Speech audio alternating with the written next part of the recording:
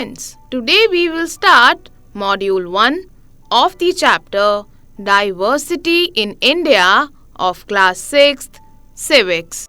So, let us begin with the first module in which we will introduce you to the concept of diversity, plus we will also understand the reasons for diversity. So, in our first module, we will learn about the topics what is diversity and reasons for diversity. So, let's start today's module. The word diversity means a range of different things that you see and feel around yourself. It is important to understand that India is a large as well as a diverse country. This means that our country includes a great range of variety which can be seen in the differences in our clothes, food habits, looks, languages, festivals and religions. You might have observed this difference in your class too. Among your friends, you must have observed that all your friends look different from each other, isn't it? Their food habits are different, right? And their mother tongues are also different. So it means that they speak different languages, they look different from each other, and their food habits, their culture, everything is very different. This is diversity, and it is not only one of the main features of India, but diversity makes India different from the other countries of the world. Because we all know that India is a diverse country. Here, people of different religions, different castes, different languages live together in a peaceful manner. So, this diversity is one of the main features of India, and it makes it different from the other countries of the world. Now, let us try to understand the reasons behind this diversity. So, years ago, when people did not have the facilities and comfort of modern day transportation, then traveling was long and tiring process. Because earlier, there was no facility, there was no comfort like today. Right? So, traveling was long and a tiring process. People traveled for many reasons in search of better living conditions and trade. Since traveling was not easy, people stayed at different places for a long period of time during their journey. In such cases, two results emerged. And what were these two results? Either people accepted and started following the customs, traditions and habits of the places where they had settled. So this is the first result. Or they brought changes by following their own customs and traditions. In both the cases, the languages, food habits, way of living and culture of the people changed, which resulted in diversity. Thus, it can be said that the history of different places is formed by a variety of cultural influences.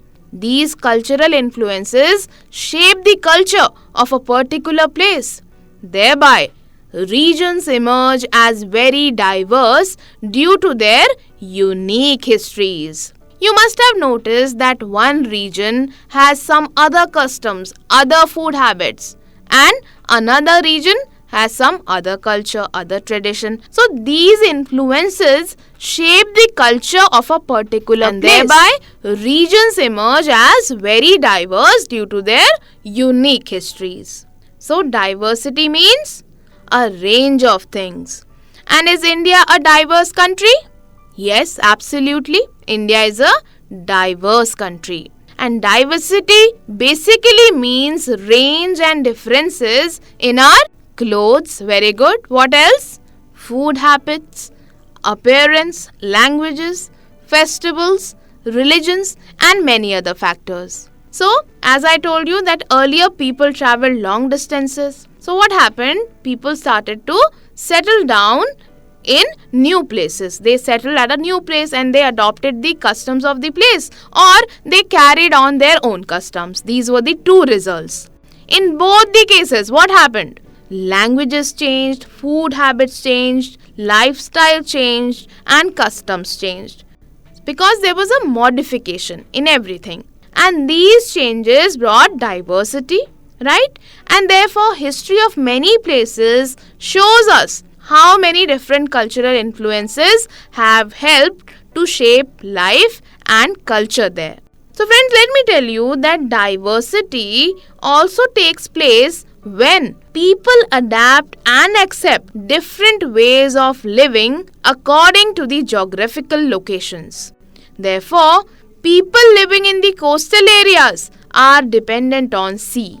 Fishing is a major activity and fish is a main part of their diet. Similarly, people living in the mountainous regions depend mainly on the animals and plants found on mountains. So now let us take the examples of Kerala and Ladakh, two contrast places, Kerala and Ladakh, to understand that how historical and geographical factors bring diversity to a place. So let's start with Ladakh. So Ladakh is a cold desert and we all are aware about this, right? And Ladakh is situated in the northern part of India. This region can support very less growth of vegetation, which means this region can support very less growth of plants and trees. Agriculture too is impossible due to low rainfall in this area. Ladakh remains covered with snow for a large part of the year. People here use melted snow for drinking purposes and they depend on animals like sheep and goat. The wool of the goats is used to produce pashmina wool, which is used to make the famous pashmina shawls. The diet of the people mainly include meat and milk products like cheese. So despite being a cold desert, Ladakh is famous as a trade route since it forms a part of many passes through which traders travel to Tibet for trade. These traders carried textiles, spices, raw silk and carpets with them. The two main religions followed in Ladakh are Buddhism and Islam.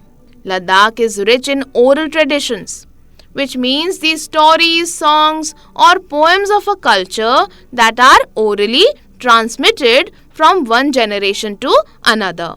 The influence of Tibet can be seen on the people of Ladakh, and local versions of the Tibetan national epic, the Kesar Saga, are sung by both Buddhists and Muslims. This is why Ladakh is also known as Little Tibet. So I think everything related to Ladakh and its culture is clear to you. So let's revise quickly then. So India is a diverse country as it has a variety of religions, culture, languages, weather, food habits and geographical features. Earlier, people travelled long distances and either adopted the culture of the new place or continued with their own customs. In either case, it brought diversity. Regions become very diverse because of their unique histories. Different geographical locations also give rise to diversity. Lifestyle of the people living in the coastal areas is different from those living in mountainous areas.